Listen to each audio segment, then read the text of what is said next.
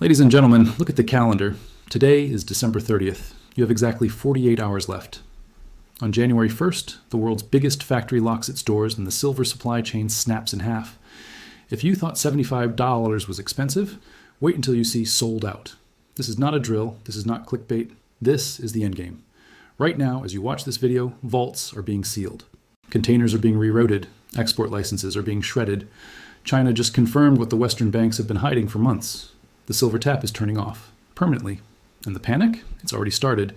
Dealers in Europe are reporting delays. American mints are rationing coins. The physical metal is vanishing like smoke in a hurricane. But here's the trap they don't want you to see. While the real metal disappears, the paper price on your screen stays calm. $28? $30? It barely moves. They want you to believe everything is fine. They want you to sell your stack for fake green paper while they load the trucks with the real thing. But the physics don't lie. The vaults don't lie. And January 1st doesn't care about your screen price. The countdown has started. The greatest wealth transfer in modern history is 48 hours away. And if you're not paying attention, you'll wake up on January 2nd wondering why silver dealers have out-of-stock signs and why premiums just exploded to $15 and over spot. This is your last warning. The storm is here. Let me show you the numbers they're hiding. In 2024, China produced 3,200 metric tons of silver. That's 102 million ounces, nearly 1/3 of global mine supply. But here's the problem. China doesn't just mine silver, they refine it. They manufacture it. They turn raw ore into bars, coins, circuits, and solar panels. Over 60% of the world's refined silver passes through Chinese refineries. And on January 1st, new export restrictions go into effect. Not tariffs, not quotas. Restrictions. Translation, the metal stays in China. Now, let's talk about the inventory situation in the West. The COMEX vaults in New York, they're reporting 280 million ounces of silver. Sounds like a lot, right? Wrong, because 92% of that silver is allocated. It already has an owner's name on it. It's spoken for. That leaves about 22 million ounces of available silver. 22 million ounces to feed the entire Western market.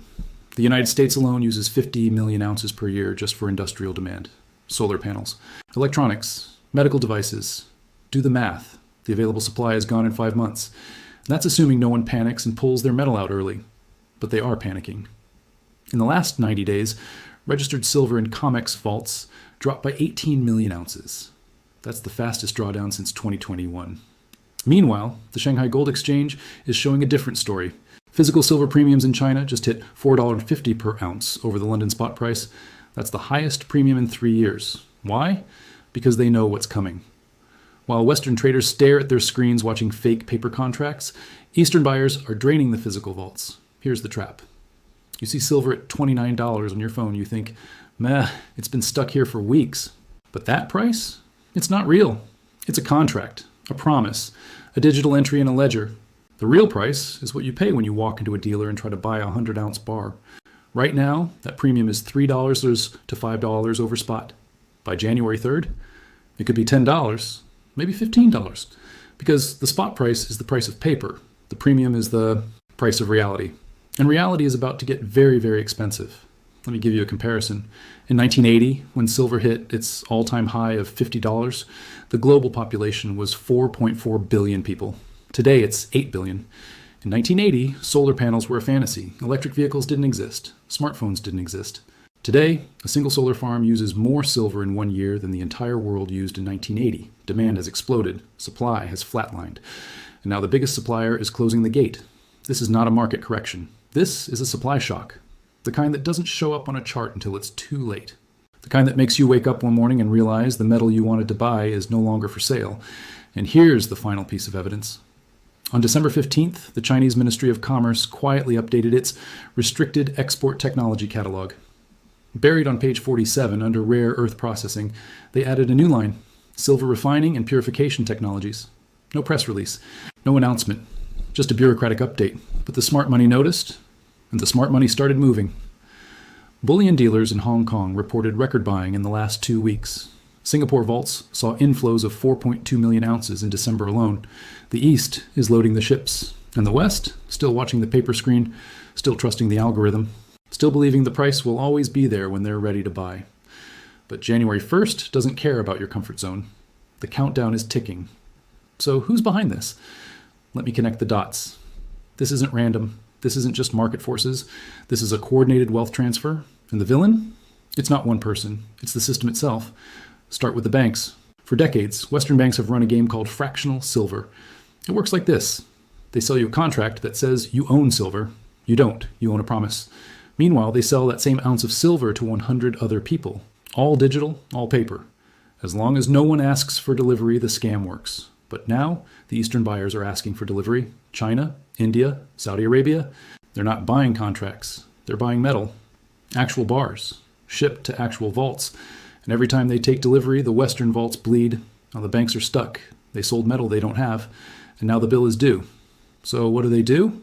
They rig the price. Every time silver tries to break $30, an algorithm dumps 10,000 contracts onto the COMEX in 30 seconds.